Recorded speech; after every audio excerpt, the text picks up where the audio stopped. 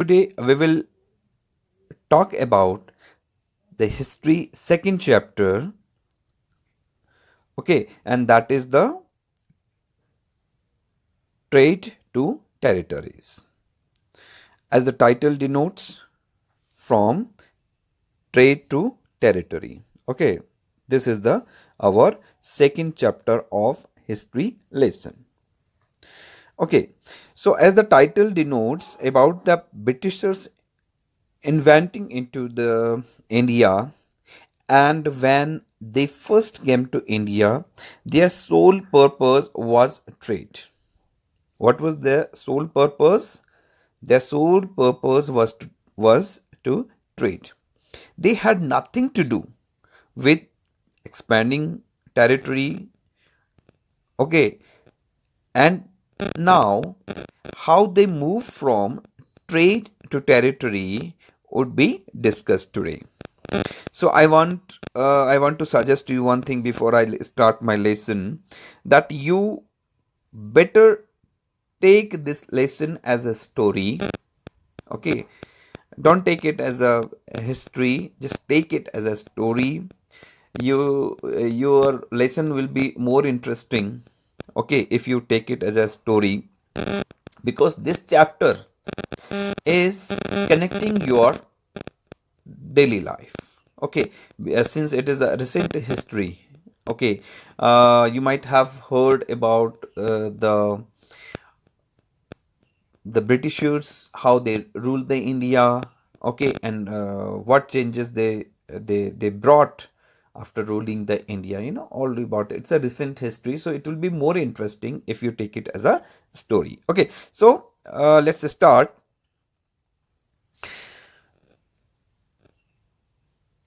So what is there?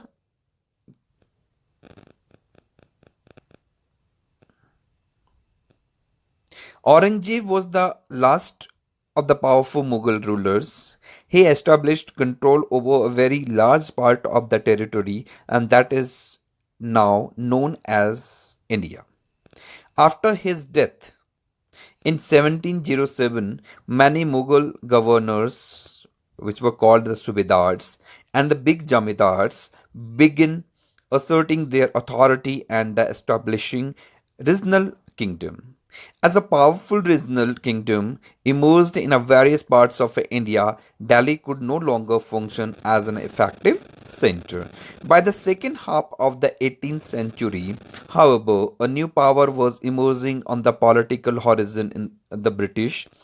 Did you know that the British originally came as a small trading company and were the reluctant to acquire territories? Okay, this word reluctant, there is a word reluctant. Okay, this is pronounced how?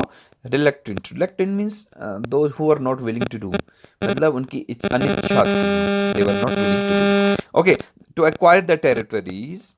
How then did they come to be masters of the vast empire? Vast means bada.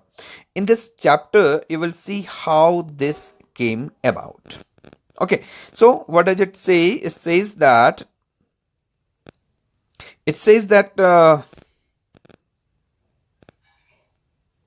Aurangzeb was the last. I'll translate in Hindi line by line.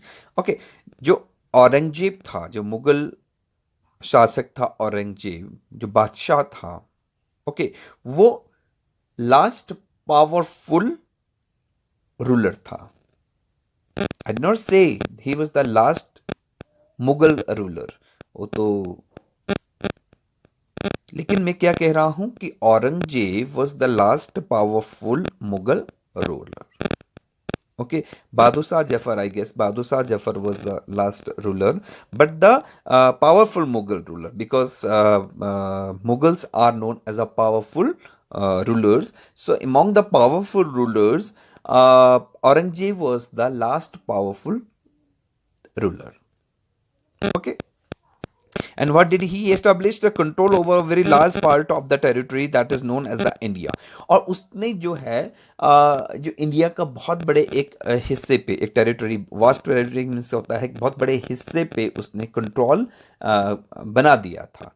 इन 1707 उसके जो death के बाद इन 1707 बहुत सारे जो मुगल सूबेदार थे और जमींदार थे, वो अपनी जो है अपनी पावर को दिखाने लग गए थे, अपनी ताकत को दिखाने लग गए थे. Okay, asserting their authority and establishing regional kingdom. As a powerful regional kingdom emerged in various parts of India, Delhi could no longer function as an effective center. और उन्होंने जो क्या कर दिया था कि जो रीजनल टेरिटरी मीन्स जो क्षेत्रीय रियासतें होती थी, ठीक है, उनमें अपना कब्जा कर लिया था, उन्होंने उनको बना लिया था पावरफुल. ओके, और जैसे जैसे जो उनकी जो रीजनल टेरिटरी सामने आने लग गई, तो दिल्ली भी उसका एक सेंटर बन गया. ठीक है, क्योंकि वो जो है क्या कर रहे थे कि जो डिफरेंट टेरिटरीज थी, जो उनके अलग अलग जो रीजनल टेरिटरीज थी, उनको वो स्थापित करने लग गए थे, उनको फॉर्म करने लग गए थे, और दिल्ली उनमें से भी एक थी. Okay, by the second half of the 18th century, however, a new power was emerging on the political horizon, and the British. Did you know that the British originally came as a small trading company and were reluctant to acquire territories? How then did they come to be masters of the vast empire? In the chapter, we will see how this came out. जो 18th century का जो second half था, मतलब आधी 18 century के बीच में, मध्य में ही, ठीक है, वो जो एक पॉलिटिकल हॉरिजन होता है ना, पॉलिटिकल जो पावर होती है, वो अंग्रेजों के जो ब्रिटिशर्स थे उनके रूप में उभरने लग गए, उनके उनके रूप में सामने आने लग गई थी. और क्या आप जानते हैं कि जो ब्रिटिशर्स थे वो इंडिया को रूल करने नहीं आए थे, वो किस चीज के लिए आए थे? वो जो है एक छोटी सी कंपनी और उसका ट्रेड मीन्स व्यापार करने के लिए आए थे. और उनके यहाँ पे जो इलाकों पे जो टेरिटरीज, जो यहाँ के जो लैंड है, उस पे किसी भी तरीके से वो अपना कब्जा नहीं बनाना चाहते थे. दे वर नॉट रिलक्टेंट मीन्स उनको कोई दिलचस्पी नहीं थी कि हम जो है भारत पे जाएंगे, इंडिया पे रूल करेंगे. वो तो सिर्फ इंडिया के टाइम, इंडिया में क्या करने आए थे? ट्रेड करने आए थे. और टो एंड जॉन जो हॉकिंस था, जो पहले टाइम पे जो औरंगजेब के यहाँ आया था जो अंग्रेज, तो उसने सिर्फ यही कहा था कि भाई हम एक, हमारी एक कंपनी है जिसका नाम ईस्ट इंडिया कंपनी है, और हम जो है भारत में सिर्फ जो है व्यापार करना चाहते हैं, हम जो है एक्सपोर्ट और इंपोर्ट करना चाहते हैं, कुछ सामान है जो हम यहाँ बेचना चाहते हैं, कुछ सामान है जो हम यहाँ से ब्रिटेन इंग्लैंड ले जाना चाहते हैं, और इसी के लिए हम जो है यहाँ पे एक कंपनी सेट करना चाहते हैं जिसकी परमिशन वो लेना चाहते थे. लेकिन क्या हुआ? आए थे ट्रेड करने के लिए और कर दी उन्होंने टेरिटरी को एक्वायर कर दिया.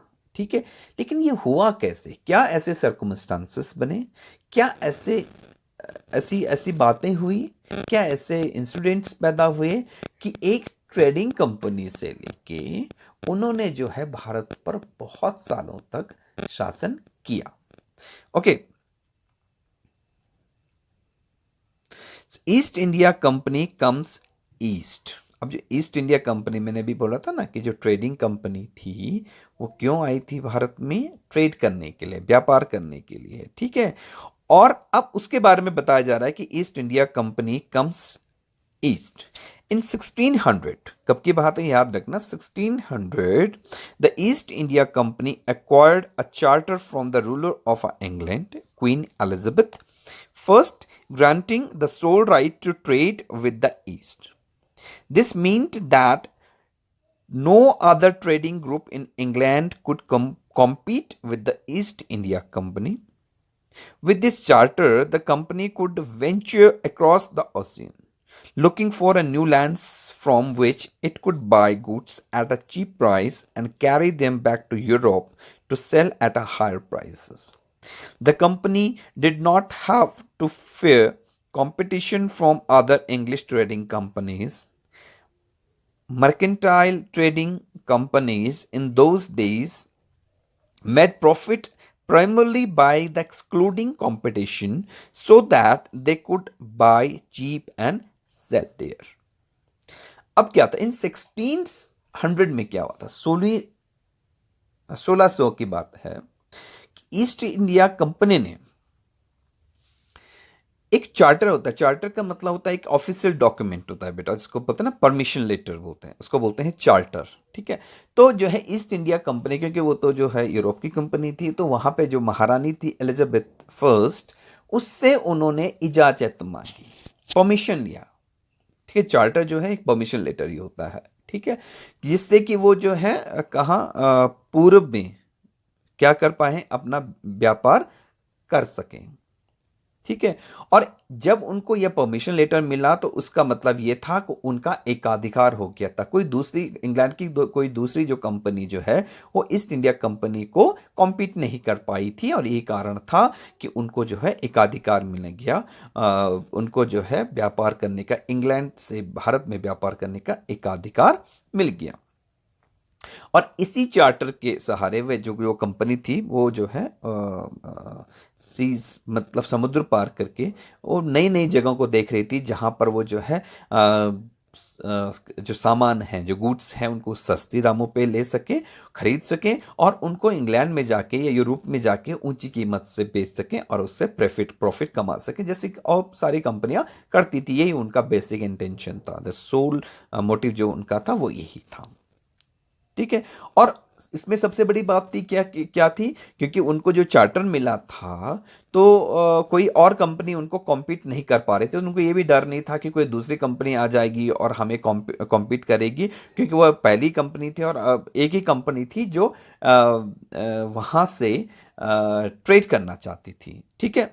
और जो यहाँ पे ना मर्केंटाइल मीन्स होता है कि जो ये कॉमर्शियल जो कंपनीज होती हैं, जो जिनमें कंपटीशन नहीं होता, जिनको एक मोनोपोली टाइप की होती है। ठीक है। और वो बिना कंपटीशन के ही जो है वो प्रॉफिट कमाती हैं। और यही कारण था कि उनके पास एक ऐसा, उस कंपनी के पास एक ऐसा ऐसा एक एडवांटेज था कि उनका कोई कॉम्पिटिटर नहीं था। और जब उनका कोई कॉम्पिटिटर नहीं था तो वो जो भी सामान खरीदते थे वो अपने अपने हिसाब से खरीदते थे। ठीक है। और जब बेचते भी थे तो अपने ही रेट पे बेचते थे। तो उनको जो है उस कंपनी को जो है प्रॉफिट का बहुत ज़्यादा उसको एडवांटेज मिल रहा था। The Royal Charter, however, could not prevent other European powers from entering the eastern market. By the time the first English ships sailed down the west coast of Africa, round the Cape of Good Hope, and crossed the Indian Ocean, the Portuguese had already established their presence in the western coast of India and had their base in Goa. In fact, it was the Vasco da Gama, a Portuguese explorer who had discovered the sea route in India in 1498. By the early 17th century, the Dutch too were exploring the possibilities of a trade in the Indian Ocean. Soon the French traders arrived on the scene. अब देखो ये जो जो east India company थी वो British company थी, European company थी। लेकिन ऐसा नहीं है कि इंडिया में जो है या ईस्ट ईस्ट में जो है वो जो ईस्टर्न रीजन था उसमें और कंपनियां नहीं आ रही थी। पहले तो पोर्टुगीज आ गए थे, वास्को डी गामा ने 1498 में भारत की खोज कर दी थी, है ना। उसके बाद फ्रेंच आए थे, डच आए थे, ये सब भी थे। लेकिन जैसे मैंने बताया कि उनमें कोई कंपटीशन नहीं था, यूरोप से वो अकेली कंपनी थी जो यहाँ पे आ रही थी, उनका कोई कॉम्पिटिटर नहीं था। इसलिए वो ज़्यादा अच्छी तरीके से जो है वो मैनिपुलेट मार्केट को या बिजनेस को कर पा रहे थे। The problem was that all the companies were interested in buying the same things. The fine qualities of a cotton and a silk produced in India had a big market in Europe. Pepper, cloves, cardamom, and the cinnamon too were in a great demand. Competition amongst the European companies pushed up the prices at the which these goods could be purchased, and this reduced the profits that could be earned. The only way to the trading companies could flourish was by eliminating the rival competitors. The urge To secure markets, therefore, led a fierce battles between the trading companies through the 17th and the 18th century. They regularly sank each other's ships, blockaded routes, and the prevented rivals' ships from the moving with the supplies of goods. Trade was the carried on with arms, and the trading posts were protected through the fortification. The efforts to fortify the settlement and carry on the profitable trade also led the intense conflict with the local rulers. The company therefore found it difficult to separate trade from the politics. Let us see how this happened.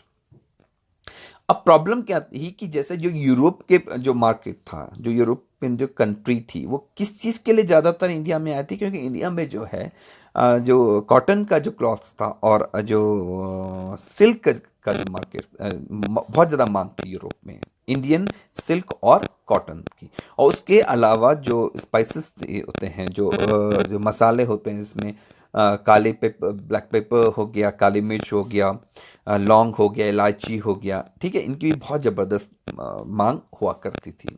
ठीक है।